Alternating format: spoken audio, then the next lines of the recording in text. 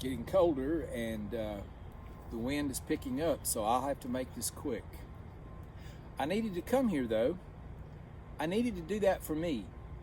I needed a place to clear my head and my heart, to try and find some clarity on the things that we've all witnessed in the past days. It's troubling, isn't it? I mean, it's more than troubling. It's unacceptable. And it's quite honestly unbelievable. The kinds of things we saw at the Capitol, I didn't think I would ever see that in our country. But here we are. And I want to talk with you, heart to heart, honestly. And I want you to think about what our part in this is, what we as Christians can do, maybe what we should do. Now the thing is, I know some of you are thinking, well, you're a preacher, and preachers have no business talking about political issues. I understand. I saw that on a thread last night. A Baptist pastor friend of mine was trying to say something online, socially, about what was happening in the Capitol and how unacceptable that was. And someone on the thread said, I think what pastors ought to do is they just ought to pray and stay out of politics. Well, I would agree with whoever that was, that pastors, we ought to pray and pray more. And I agree that pastors have no right or no business standing in the pulpit and endorsing a candidate or a particular political party. I agree with that. I've never done that. I never will. I honor my Baptist heritage as a Christian. I believe that's a violation of responsibility and trust for us to do that. But I will tell you this, if you think for a moment that means that pastors have no right or business in wading into issues that pertain to our culture or our society, that yes, have political implications, then I think you probably ought to go back and read the book of Amos in the Old Testament. Woe to those who are at ease in Zion, Amos said.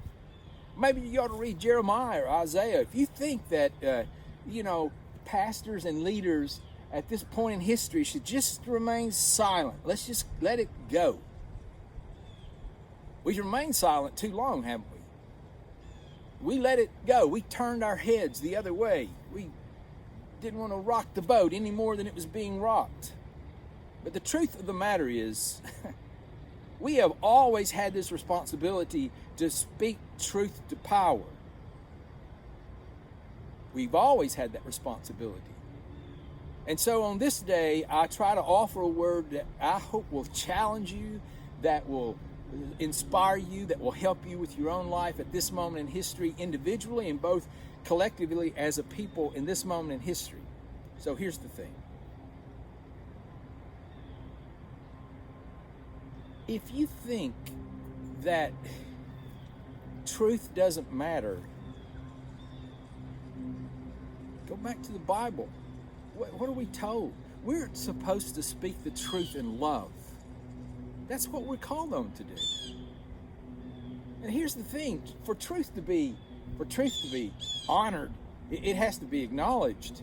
You can't pass a law off as if it were a fact and expect for truth to somehow be a barometer of your culture, of your life together.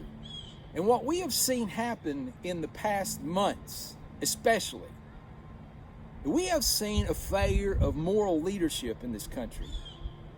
We have allowed for this situation to happen. We have turned our head with rhetoric that was not only hateful, but it was divisive, and it's fueled the flame of hatred so that people actually are divided across families. There are churches that are dividing over these kinds of issues. Christians, we know better. We can do better than that. And we can. We can. We have to. I think we have to. For any of us to remain silent, it's just the failure of nerve, a failure of courage. As a matter of fact, when Martin Luther King Jr. came to Birmingham and he was in jail, he wrote letters to the white ministers in Birmingham, and he received letters back. it's part of history now. Some of those letters read like this: Martin, we believe in your cause. We believe that your cause is just. It's just not the right time. We can't stand with you. We can't march with you because it's just not the right time. Well, what maybe they should have said is, Martin, it's just not expedient for us. It's not, we'll get in trouble. Our congregation, some of them won't understand. They'll take us on for a stand like that. But the truth of the matter is, as you look back on history, white ministers stood on the wrong side of the gospel of Jesus Christ, and they stood on the wrong side of history itself. This is one of those moments. This is a defining moment in our life together.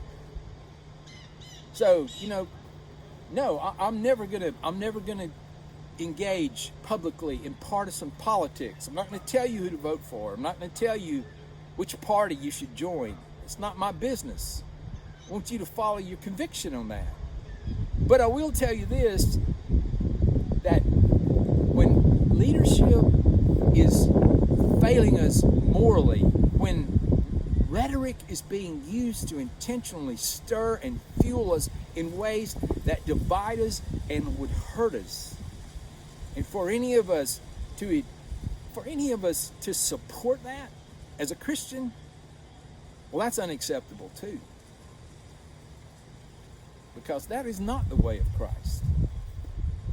Maybe what we're all looking for is we're looking for transformation. We just don't know how to get there.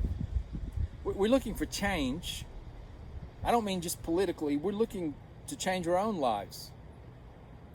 There's this wonderful verse in the book of Romans, and I want to read it for you. In Romans 12, verse 2, listen to the words. Do not be conformed to this world, but be transformed by the renewing of your minds, so that you may discern what is the will of God, what is good and acceptable and perfect. Isn't that a great verse?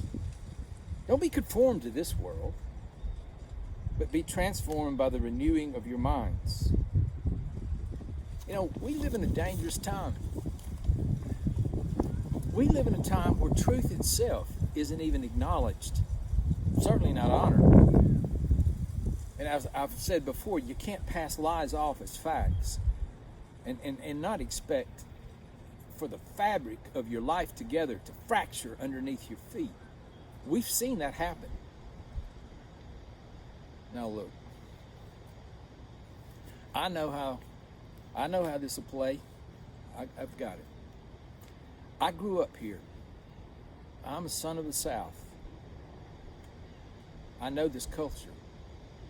I know some of the concerns and fears that people carry. I'm proud to be a part of the South. I love this place, and I love the people. But I'll tell you, some of us we've allowed the culture to override what we know to be true in Christ. You know as well as I do, white supremacy is wrong. And it's based on fear and hatred. It's wrong. And it should be called out for what it is. And churches have no right or business trying to politically not just support, but force their view on others in ways that are divisive. History will judge us. God will judge us too. And what we do at this moment, it matters. Be transformed by the renewing of your mind. That's what Paul wrote in Romans. Don't be conformed to this world. Be transformed by the renewing of your minds, so that you'll know the will of God. You'll be able to discern what's right, what's honorable, what's true. And if you have any doubts about that, just look at Christ. As a matter of fact, Paul wrote to the Philippians, have this mind in you that was also in Christ Jesus. And he goes on and talks about humility. Christ humbled himself and became obedient, even to the place of sacrifice. He gave himself on the cross. Maybe what we Christians need to do at this moment is to find some humility and to practice grace, to learn to be a little more open and accepting and loving. Those aren't just words. So, if we don't learn to do that, we'll destroy ourselves. We will. There'll be families that get divided. There are churches that are already divided. But this country will come apart at the seams too. And we Christians, we have this opportunity at this moment in history. We have this opportunity to be healers, to help heal the land, to help bring people together. And so I pray that each one of us will do exactly that. May God bless you, my friend.